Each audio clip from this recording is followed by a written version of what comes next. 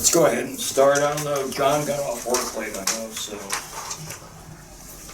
hopefully he's on his way. Mike Hughes is at the Bethesda North Hospital right now. Ooh, for himself or someone else? Some kind of test that they had to run on him.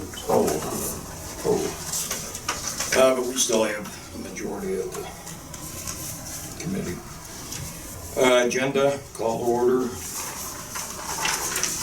Could I have all your names?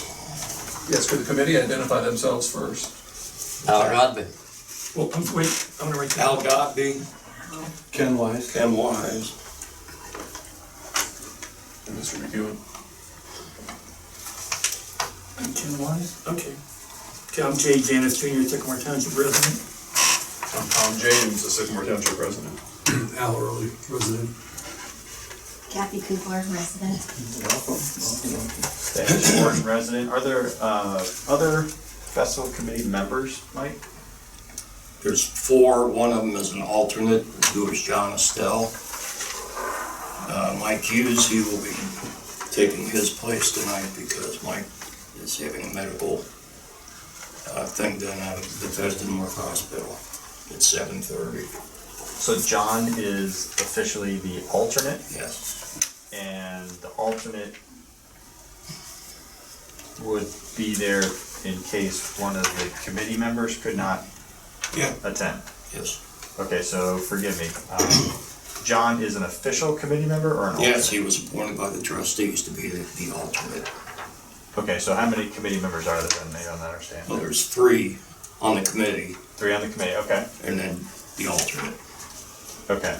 Which the alternate does not vote, I assume, Unless one of the committee members is not here. and I assume you 3 are the committee members. I'm the chairman of the committee. I'm not an actual voting. Oh, so you're not a member, I'm a member. but not one of the 3. I'm not one of the three. Okay, so then Al, Ken, And Mike are the three, and John is the Mike alternate. Hughes. Mike Hughes is the 3rd? Yes. Ah, okay, so that's why John, okay, now I got it. Okay, we will go to budget review and operational update. You can see the budget, and I've got one more copy if you. Looking for this for months, thank Is you. there a copier? We can all get a copy? I'll get you another copy in a Alright, second. thank you. We have pretty well, we are square with our budget right now. The budget we were given was $100,000. Right now, our anticipated income as of today, this is probably gonna change tomorrow for the better, is $26,500. That includes sponsors and booth fees. Okay, expenses paid so far are projected costs for talent. This includes both the local and the national bands is $42,900. Stage rigging, backline, that type of thing, stage production, $29,000. Promotion and advertising, about $11,000. Labor, the related costs, that would be the maintenance guys and mainly them, and the police, $12,500. Grounds permits and equipment. It's equipment rental, all the permits for the stage, all that kind of stuff. $12,500. Miscellaneous is $4,100. The gross expense there is $126,500. The net expense right now is $100,000. We have another spot. Excuse me, 100,000? That expense? Yes. Okay, thank you. We have another sponsor coming in, I believe, tomorrow for $5,000 to $10,000. We also have some other expenses that I will be cutting as soon as I talk to the managers of the bands. So right now, we're pretty much on budget. Operational update, I have not advanced the show with either. Mike, can I ask a question about the budget? Yes, but I want to keep it, this is a committee meeting, it's not a, what would you like to know? So, forgive me, if you want me to ask the question now? Go ahead. Okay. This budget, was this created by this committee? It was created pretty much by history, by the staff here, by the maintenance department. Okay.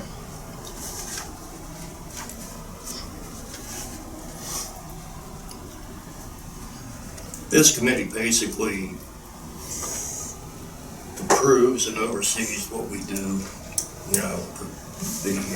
This committee did have a say-so in who we hired for bands, that type of thing. But these guys basically don't really know what the daily, what All the we do is day-to-day suggest. expenses. Yes. They're an advisory. We don't mandate anything. We suggest it either yay or nay. And I'm sorry, the committee has met before? Yes. Okay, there was never a notice. You called it the park committee. It's the festival committee. Okay, there was a notice of the Parks Committee meeting, but, That was my mistake, and I heard you call me out for it at the last meeting. So, Okay. I don't mean you disrespect by that. But yeah, so does that mean that there's only a festival committee meeting and that This is a there's- festival committee meeting. This is not a park board meeting. Understand. Park committee meeting. So but in theory, there would be a park board meeting separate from this?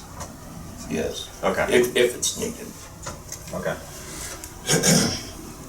Okay, the operational update, as I was saying, is we have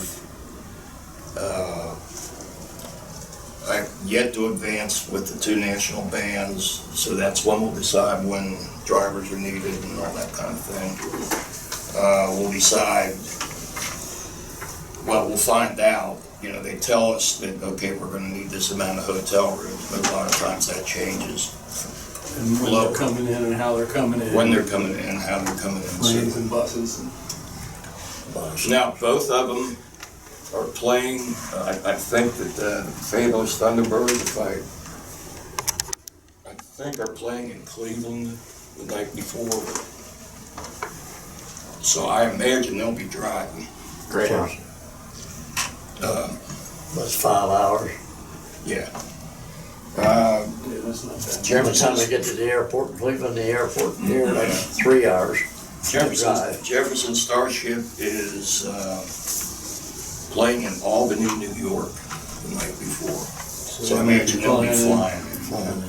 And what night are they playing? Are they- Jefferson Starship is on Saturday. Saturday.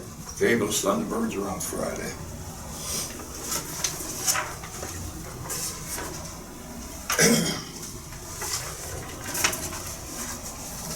You guys got any questions? No, it was nice to see we're playing first fiddle to Blue Ash. We had Kansas here, and they kind of mop up and bring them in a year later. That doesn't happen very often. No. Mike, is Take our there, victories when we can. Mike, is there a breakdown to the income summary as you turn? Debbie has that. I've given a general thing. Okay. I mean, we can get you that after, when One it's all in. other question is, Mr. McGill, sorry, the advertising portion of the budget, is that aimed at region-wide radio again primarily? Yes. Why do we advertise region-wide for a festival that we put on and go to the expense for our residents? Basically the same reason Blue Ash and Mason does it now. It's a great PR tool for Sycamore Township. And people do come from outside the area to see the Definitely. bands, depending on who they are. Yeah. Do we do any surveys to try to figure out where people come from ever? No, I can't do that. You get phone calls and emails and that type of deal, but We get a lot of compliments every year from people, both within and outside of the township. Thank you. But we don't do any surveys. There's just too many people there. Well, we're not targeting any specific outside areas. It's more of who the band is and who that brings to us, you know. Well, one other comment from that, just from a question I put to the Blue Ash people recently about their Red, White, and Blue Ash. They apparently get sponsorships from local media, which is donated for some of the free time. Have we ever tried that? Maybe we could get Channel 9 or others. We get our sponsorship with WGRR for what we get. We'll get this whole coming weekend of free advertising. Same thing with WLW, iHeart. The reason that WGRR puts themselves up as a sponsor of Blue Ash is because it's much bigger than ours. Be very honest, Blue Ash probably attracts 80,000 people. We attract maybe 20 at the most. That's all we can fit. But I think it's a great PR tool, and that's really one of the reasons the whole thing was started 27 years ago. 27 years ago, we had what, 1,500 people? No, 50. Well, that'd be nice. Yeah. Okay, so you guys got any questions about we really won't know until. No, some I things agree have to with be, those guys. put to bed before we know what's gonna happen, Yeah. so that's fine. And the letters went out today for the booths and for the parking passes and that kind of thing, so they're good to go. Yeah. Okay, now we have approval of booths with insurance. One of the requirements this year, was the booths have to have a certificate of insurance. And they have to give it to us. So I'm gonna recommend that the following booths with insurance be allowed on the festival.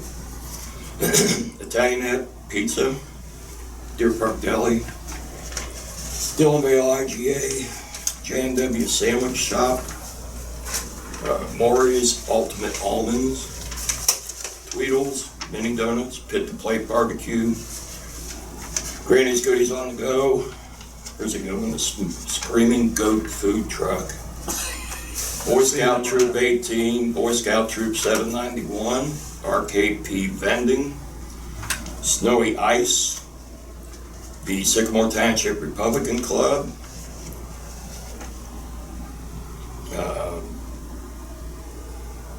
Bath Fitter, Let's Glow Crazy, Kitchen Saver, Renewal by Anderson, and the Hamilton County Soil and Water District. I would, All right, I'll make a motion, we do it. okay, If they've got the insurance certificate they need, then. Every one of them's been here before, no problem with any of them. right. So we can, May the public ask a question there again? Discussion. Do you actually have certificates of insurance in hand from every one of those, including Hamilton County Soil and Water District? no, because in checking with, So yes, but no? Okay. no, they are self-insured, so But they don't every- have a certificate. I'm not too worried, honestly, about the Hamilton County Sure. liability But wise. every other vendor you just recommended, do you have in hand a certificate of insurance? They have certificates of insurance, yes. And the township has it in hand? Okay. And what was the amount required for each booth? $1 million. What was that? $1 million. Okay, thank you. And what is the source of the requirement for insurance? That's not in the enabling resolution for this committee or in any. It's on council the resolution? application. It's sent out. That's part of it. So how did it get there? It got there because we modeled a lot of this off of Cincinnati's Taste of Cincinnati. Has there ever been a deliberation then among anyone about how much insurance was really necessary, or did we copy the city of Cincinnati? We pretty much copied that.